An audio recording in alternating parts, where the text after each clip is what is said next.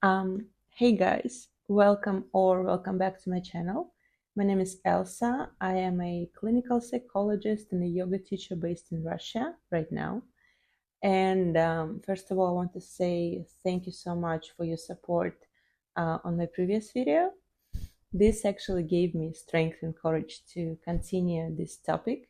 And today I want to talk to you about the term masculine shield on subconscious things we do as women to protect us from masculine attention.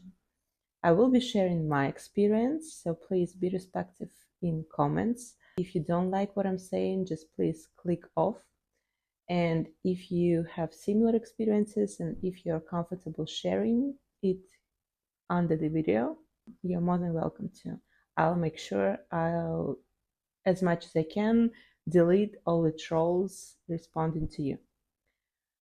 Also, a few trigger warnings. I will be mentioning inappropriate behavior towards minors.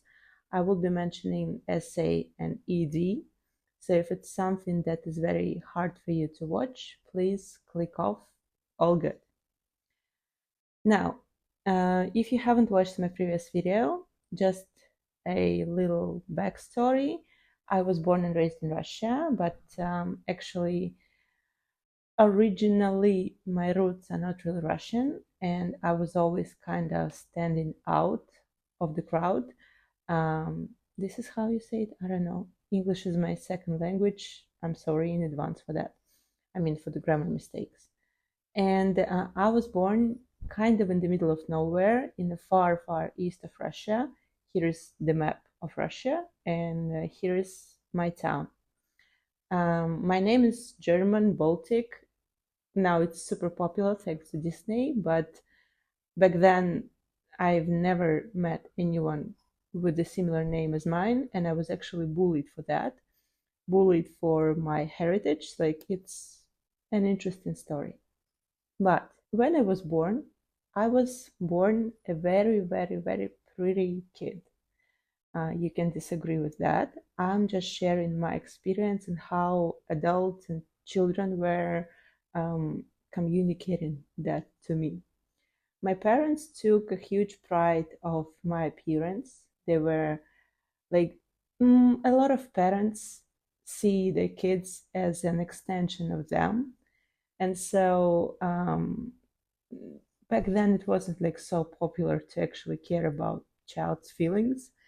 And so it's like, here is our beautiful doll of a daughter. They actually called me like a doll. And if anybody else called me like, oh, she's so pretty, like a doll, it was a huge compliment for my parents. And like, they've been like, yay, whatever. And so they always like paraded me as a very beautiful child. They were dressing me up as a doll. And I think partially my mom was taking pride, like, like secondhand pride. I don't know if somebody else acknowledges my appearance, she'll be like, yeah, that's kind of like compliment for me, completely bypassing how her daughter is with the attention and with the compliments, or like with all of that. And I was born neurodivergent, but back then, of course, it's not really diagnosed. Like, I had trauma during birth. My brain is functioning a little bit interesting. Now, as a clinical psychologist, I can confirm I don't have any personality disorders or any mental illnesses, but I was like borderline almost there. Let's say like that. It's true. I think I'm like a bit autistic, but again, that's the topic for another video. But I'm certainly was like too sensitive, too emotional. I mean, too. It's like when you take the crowd around you. For example, like my mom was also having fun with showing our house guests how quickly I can switch my emotions and like cry if like 3 seconds ago I was like dancing and laughing, and then she'll play like a sad violin song, and no matter what I was doing, like it completely took my mind, and I started like crying and like be very sad because of this song. So my psyche was pretty fragile, just by default. But that being said, I was like studying hard, all of that. That's pretty common in Russian culture to like push their kids. Something like I think Asian culture is doing. Like if you get an A or like the highest grade, it's not enough because there's always like an A plus. And if you get the second best grade, it's horrible. So this is the environment I was growing up in, and this is all important. That's why I'm saying that.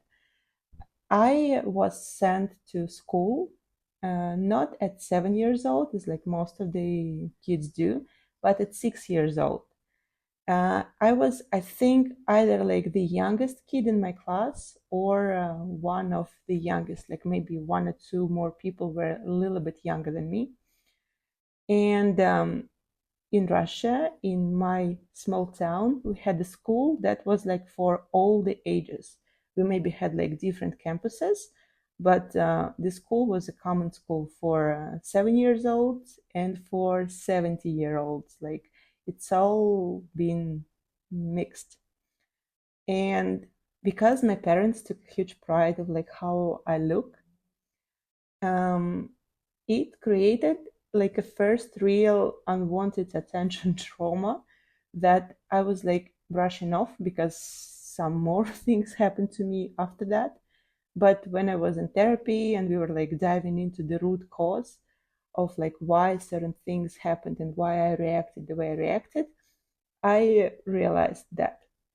So when the school year started, we had like a huge celebration, all the classes, dressing up nicely. And back then, or at least in that school, they had a tradition that like the most accomplished plus the most handsome graduate from the senior year takes one like the prettiest girl from like the first time in school kids, sits on his shoulder, and like she's basically going around like ringing the bell, celebrating that the school year is like starting. They picked me. I don't remember anybody asking me like if I want to do something or not. And back then in Russia, maybe still in some places, they don't ask the kid like whether the kid is fine with that or not. They just like my parents were so proud, and I have so many pictures of that, and I will attach one picture here. Basically, like a strange dude just like grabbed me, and like entire school was looking at me, taking pictures of me. That was very uncomfortable because in general, maybe since I'm born, maybe after these situations, I don't like too many eyes on me. I was bullied enough and like how to say ostracized from the main crowd for like having different name, having different hair structure, having different age. This attention plus like complete unawareness of child's body autonomy, that like it's not okay somebody's touching you, like this left me feeling very alone, very objectified, and very unsafe in terms of like my parents are happy, children are growing up mirroring the emotions and like filtering them inside of them, like okay, this is how I feel when this is appropriate, this is not. So like I'm uncomfortable, but yet everybody's like happy, so I guess I should be happy with this kind of treatment. And this like planted the root of cognitive dissonance and planted the root of like you feel shitty but you're alone in this feeling because people who are supposed to be like your guardians, like the closest people to you, are not on the same page with you feeling that. And please don't get me wrong, my parents loved me very much, I'm aware of that, but they're also flawed individuals like all of us are. They did the best they could, the best they knew. Okay, thank you. Please don't come like saying anything negative about my parents. And during the school time, the first year of school, I remember receiving too much of like boys' attention because we had the class that like was 20 boys and I think 6 or 7 girls only.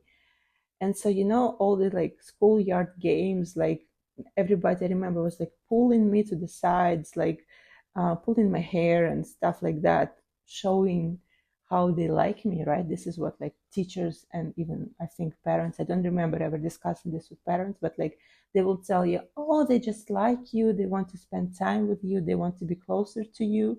But you're such an overwhelmed kid, you don't want that. I remember one time in the schoolyard we were playing some game, like I don't know, you have to run to the person you like the most or something like that. And I remember a bunch of like boys hands like reaching to me, like grabbing me, like, and oh, like this is one of the brightest memories in my childhood. But that's not like even the case of why I'm recording this video, to be honest. During the first school year, but I think like in springtime or maybe like the beginning of fall of the second school year, I remember I was 7 years old. I remember me and the other girl, we were coming back from school, back home. Nobody picked us up because the school was like literally a few blocks away from our home. And let's say a man who likes kids way too much approached us and tricked us to get with him to the place where like to the isolated place, let's say. And basically he assaulted us orally. And it could have gone way worse if there was like if he wasn't spooked by like one old lady. And I remember this is like my second brightest childhood memory, maybe like the brightest one, because one of the things I remember about this guy is that he approached us saying like, oh no, like I'm hurt, I'm bleeding, can you help me please? And he was saying like that. I don't know how to say it in English. I'm not trying to mock anyone with disabilities, okay? But he was mimicking this kind of speech, like to appear harmless, in pain, that he really needs help. And when we got to the isolated place, his demeanor changed, his speech changed also. And I remember that we were like when we were running away, because he was spooked by like the person that was like coming near us. And I remember when we were running away, we saw this man with like an accomplice of his.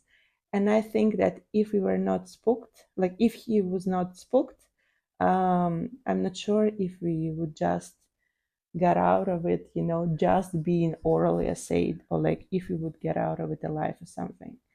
And because of what happened earlier with like my parents being just like isolated from my emotions, and because I felt so alone, like being dropped in school, I did not go to my mom or my dad saying, hey, this is what happened. I think I was scared that their reaction would traumatize me even more, because like I'm at fault, right? I was talking to the stranger, I was showing act of kindness thinking that the man is in pain, right? But yeah, my parents never actually knew that. And please, if you know them and if you know English, please don't communicate that to them. They have their fair shares of troubles, okay? But ever since that, basically me and her, we just like carried this secret, because I remember we tried to share it in our like friend group, like telling like these scary stories that happened to you. But our friends were like, yeah, you're saying some BS, like get lost, our story is better. And ever since that, my whole demeanor, my whole, I don't know, view at life just changed. I feel like my childhood was taken away from me. I remember, like, very, very blurry. Sorry. I remember just like being very sad, looking at the window at kids playing, but for some reason I couldn't get myself out of my apartment to come down and play with them. I just remember being very sad and very joyless. After that, because I wasn't able to come to my parents and like soothe myself with their support, I turned to food and to eating. And food kind of became my mother and my father, and at least something that gives me good feeling and good, how to say, like, and doesn't give me anything unexpected, because the world around me felt unsafe, because you're doing good things, right? What fairy tales and like what everybody's teaching you, like do good to people and people will be good to you. But yet we were like trying to help someone, and look what happened. And so like my whole picture of the world just like messed up. I grew up so fast, like we understood then and there what happened. Actually, I remember even like my Barbie games became very sexualized for like for no reason. Like I never played like, to dress the doll. It was always like some sexual activities. And in my head now, in therapy, and now like being very inward oriented, trying to like, like match the puzzle pieces together, I realized that in my head there was the absolutely determined link. So, like, if you're pretty, you become attractive. And if you are like attractive, you attract attention. And a lot of attention, most of the time, is like very terrifying, unpredictable, harmful, painful. It's just like overwhelming. So, attention, it's not safe. So being pretty is not safe. So what I gotta do, I have to stop being pretty in order to be safe. And also after like what happened, I got a sense that like I don't want to see the world and like see someone else's sexual organ in front of my face, right? So my vision started deteriorating like drastically. At the age of 10, I had to do like the surgery to stop my vision from getting worse, because I had a good vision when I was 7, but then by the age of 10, it already got like -5 or -6, and it was deteriorating like crazy. And also, I remember I cut my hair very short. I remember like I started slouching, I started gaining weight, and yeah, like basically I reached my goal of like not getting sexualized or like romantic attention from boys, and like adults stopped like looking at me and like saying, oh, what a pretty girl, right? Like basically I became invisible. And I think I became partially invisible to my parents, because like what the fuck, like um you could have seen that the child is going through something. But okay, whatever. It got me to a lot of bullying, a lot of like other negative things, but my psyche protected me from unwanted attention and like from sexual trauma by keeping me ugly.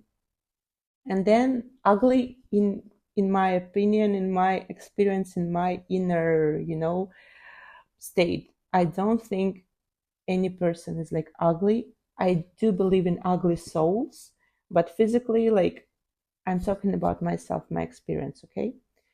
But like when the teenage years came, I wanted to like look good, and I started kind of taking care of myself late. I was like a late bloomer because of what happened. And like also trauma freezes you in the age you experience that. So even as a teenager, even as an adult, there were still parts of me that like were very childlike, uh, because like a part of me just never grew up. That's it. Like I died kind of at that time. But in my late teens, I became taking care of myself. I was also a dancer, and I started getting like attention from men. I wasn't interested in like anything physical or like anything romantic. It was like really weird for me. I didn't understand the concept, like the concept that it applies to me. And there were two things that happened. First is that like one very popular person started liking me, and we were in the same circle. We never got anything romantic, but I remember even in my diaries I was writing like, what the hell, why he's looking at me like that? Is he liking me? Like, what's going on? But because of his like really obvious attention to me, I started receiving a lot of hate from other girls and like women in the circle, because they were thinking I'm at fault that he likes me.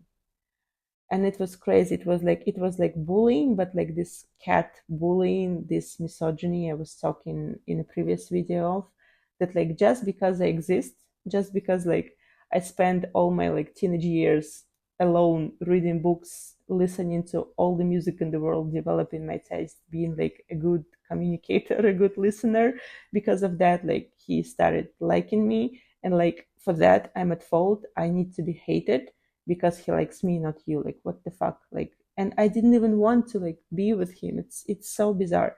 But first I experienced a bunch of hate for that, for just like being attractive again, because I attracted his attention. And second of all, um once coming back from like my dance practice, it was like late at night, maybe like 10, 11 p.m. I was walking down the street, and the car stopped, and the guy was like first catcalling me. There were like two guys in the car, then just started like catcalling me. I was ignoring, but like I was always like a sweet, in my head still like 7 year old, like listening to music, trying to just live my life. But because I had like, I don't know, nice legs, I was blonde or something, one of the guys actually like jumped out like off the car, from the car, and was trying to like pull me inside of their car. And like they became super angry because I wasn't interested in like continuing communication. I just wanted to get home. I managed to escape and like run away because they didn't expect me, I guess, to be so physically strong. But yeah, that time something in my head just clicked, and it completely got me back to my childhood. And since then, since it was like late summer, beginning of fall of 2013 when it happened, I got into the worst in my life episode of dissociative depression, because from fall of 2013 till the spring of 2015, late spring 2015, I have almost zero memories. Like, I just remember at that point when I was just like minding my business, living my life, someone just came like and tried to violate my life just because I exist and just because their desires exist. Um, Again, something just died inside of me. And I remember like after this episode and like the next couple months, like the depression was like growing bigger and bigger, and then I completely lost it. But during the next couple of months, I became really physically sick. Like my whole body was just like uh refusing to function. Like I had bone ache. I don't know, like I had some, like it was crazy. Like I couldn't walk. I couldn't dance. I couldn't like do anything. Plus like my mental state was like dropping down. And I developed ED. Sorry, I'm like jumping all over the place. But like I developed ED very early on in childhood. And I came back to my bulimia and to my overeating. And I just remember I was so scared to go out of my apartment that I only went out once a day to go to the grocery store to buy like a huge cheesecake, like something to stuff myself, and just like go back. And like I bought enough, like this much to like um to not need to go out ever again.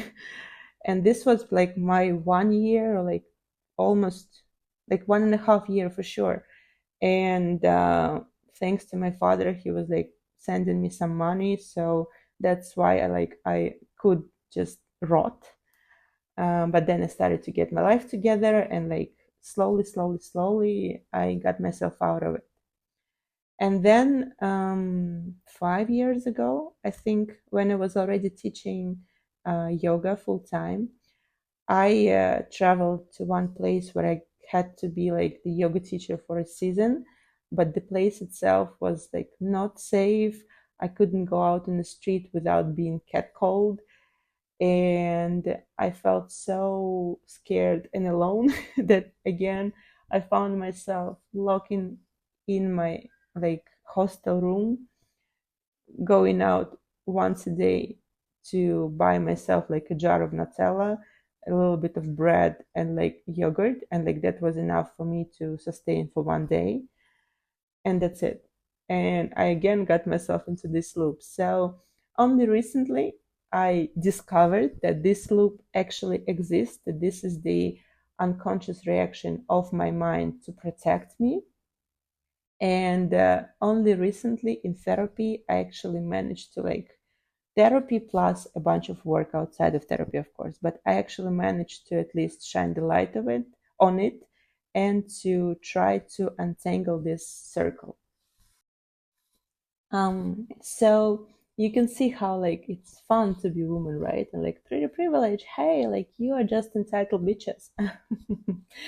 I don't say pretty privilege doesn't exist. There are a lot of positive things about being attractive, but it comes with a cost, right? So when I untangled all of that, I have made a decision to not be a victim anymore. Like, stop, I don't know, swimming in this, like, oh my God, the world is so unfair, blah, blah, blah. Yes, the world is unfair. And when you're a woman, the world is a very dangerous place. It's dangerous for everyone. It's dangerous for everyone. I wouldn't want to be a man too. But the danger for men and the danger for women in most countries, in most places, are pretty different. I'm not minimizing your experience, guys. Please let me talk about myself. Go somewhere else if you're like triggered, okay?